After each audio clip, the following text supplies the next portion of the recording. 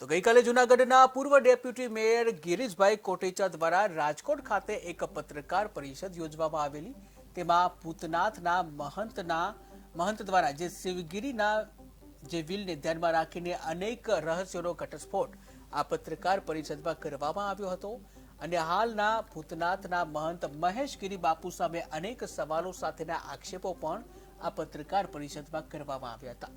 ત્યારે પૂર્વ deputy mayor ગિરીશભાઈની આ રાજકોટની પત્રકાર પરિષદ બાદ મહેશગીરી બાપુએ પણ વળતો પ્રહાર કર્યો અને પોતાની પ્રતિક્રિયા મીડિયાને આપી છે।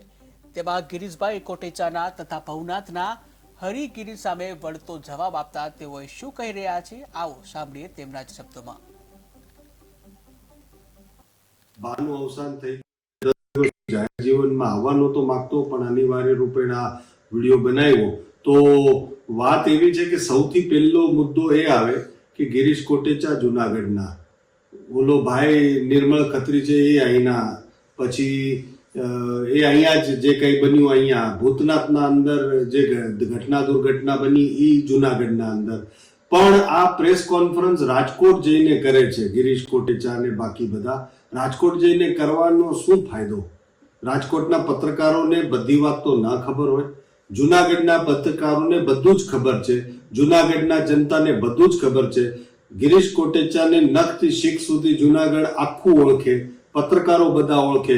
અહીંયા પ્રેસ કોન્ફરન્સ કરે એટલે પત્રકારો પરથી પ્રશ્ન પૂછી શકે અને પ્રશ્ન પૂછે એટલે ગિરીશ ફેંફે તે થઈ જાય, એના જવાબ કાગળ હોય નહીં, પ્રમાણ હોય નહીં, એટલે અહીંયા પ્રેસ કોન્ફરન્સ કરીને રાજકોટ કરે છે। એનાથી જ સિદ્ધ થાય છે કે આ લોકો કેવા ગાંડા થઈ ગયા છે। બાનું અવસાન થઈ ગયું એટલે 10 દિવસ હું જાહેર જીવનમાં આવવાનો તો માંગતો પણ અનિવાર્ય રૂપે આ વિડીયો બનાવ્યો તો વાત એવી છે કે સૌથી પહેલો મુદ્દો એ આવે કે ગિરીશ કોટેચા જુનાગઢના, ઓલો ભાઈ નિર્મળ ખત્રી છે એ અહીંના, પછી એ અહીંયા જ જે કંઈ બન્યું અહીંયા ભૂતનાથના અંદર જે દુર્ઘટના બની એ જુનાગઢના અંદર, પણ આ પ્રેસ કોન્ફરન્સ રાજકોટ જઈને કરે છે ગિરીશ કોટેચા અને બાકી બધા।